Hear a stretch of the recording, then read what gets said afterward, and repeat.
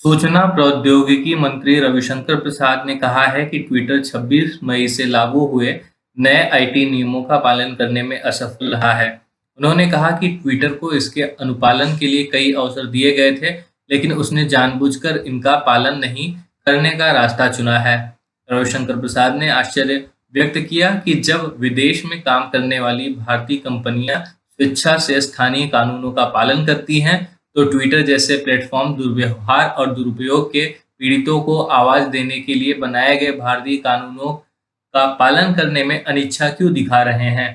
उन्होंने कहा कि कानून का शासन भारतीय समाज का आधार है और अभिव्यक्ति की स्वतंत्रता की संवैधानिक गारंटी के लिए भारत की प्रतिबद्धता को G7 शिखर सम्मेलन में दोहराया गया है। लोक जनशक्ति पार्टी के अंदर मुझे घमासान के बीच नेता चिराग पासवान ने बुधवार को प्रेस कॉन्फ्रेंस की और अपना पक्ष रखा। चिराग ने कहा कि कुछ समय से मेरी तबीयत ठीक नहीं थी, जो हुआ वो मेरे लिए ठीक नहीं था, दवाई लेकर आया हूँ। पार्टी में फूट और बिहार की राजनीति में अलग थलग पड़ने के बीच चिराग ने कहा कि एक लंबी लड़ाई लड़नी पड़ेगी।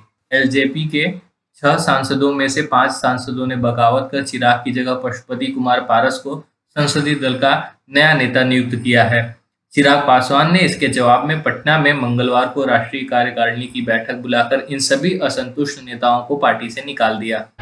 केंद्र सरकार ने कहा है कि कोविशील्ड की 2 डोज के बीच समय अंतराल 6 से 8 हफ्ते की जगह 12 से 16 हफ्ते करने का फैसला वैज्ञानिक साक्ष्यों और तथ्यों पर आधारित है।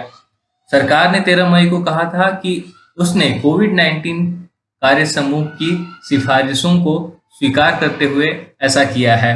National Technical Advisory Group on Immunisation के चेयरमैन एनके अरोरा ने भी मंगलवार को स्पष्ट किया कि 2 खुराक के बीच लंबी अंतराल बढ़ाने का निर्णय वैज्ञानिक साक्ष्यों पर आधारित है और पूरी तरह पारदर्शी है। वहीं केंद्रीय स्वास्थ्य मंत्री डॉक्टर हर्षवर्धन ने भी ट्वीट कर कहा कि कोविशील्ड की 2 खुराक के बीच अंतराल बढ़ाने का निर्णय वैज्ञानिक आंकड़ों के आधार पर और पारदर्शी तरीके से लिया गया है। अमेरिकी राष्ट्रपति जो बाइडेन और रूस के राष्ट्रपति व्लादिमीर पुतिन ने जिनेवा समिट की शुरुआत में एक दूसरे से हाथ मिलाए और गर्मजोशी दिखाई। अमेरिका में सत्ता परिवर्तन के बाद बाइडेन ने राष्ट्रपति बनने के बाद दोनों नेताओं में जुबानी जंग देखने को मिली थी।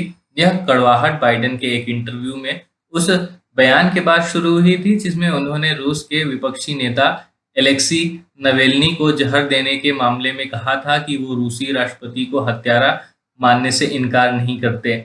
इस पर पुतिन ने तीखी प्रतिक्रिया देते हुए कहा था कि जो जैसा होता है उसे वैसा ही दिखाई देता है। दुनिया में परमाणु हथियारों का इस्तेमाल करने वाला एकमात्र देश अमेरिका ही है। भारत बायोटेक की कोरोना वैक्सीन कोवैक्सीन में बछड़े का सीरम होने के दावे को लेकर सोशल मीडिया में आई पोस्ट पर केंद्रीय स्वास्थ्य मंत्रालय ने स्थिति स्पष्ट की है। मंत्रालय ने जोर देकर कहा कि तथ्यों को तोड़ मरोड़ कर पेश किया गया है। स्वास्थ्य मंत्रालय की ओर से कहा गया कि कोरोना वैक्सीन कोवैक्सीन की संरचना को लेकर सोशल मीडिया में कुछ पोस्ट है जिनमें कहा गया है कि कोवैक्सीन में नवजात बछड़े का सीरम है। इन पोस्ट में तथ्यों को तोड़ मरोड़ कर पेश किया गया है। मंत्रालय ने स्पष्ट किया कि नवजात बछड़े का सीरम केवल वीरो सेल्स को विकसित करने और तैयारी करने के लिए ही उपयोग किया गया है। मंत्रालय ने इसके साथ ही कहा कि यह तकनीक का उपयोग दशकों से पोलियो, रेबीज और इन्फ्लुएंजा के टीकों में किया जाता रहा है।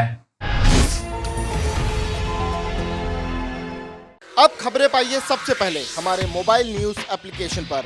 एंड्रॉइड या iOS प्लेटफॉर्म पर जाइए, HW न्यूज नेटवर्क को सर्च कीजिए, डाउनलोड कीजिए और अपनी सुविधानुसार भाषा का चयन कीजिए। खबरों की भीड़ में अपने काम की खबर पाते रहिए।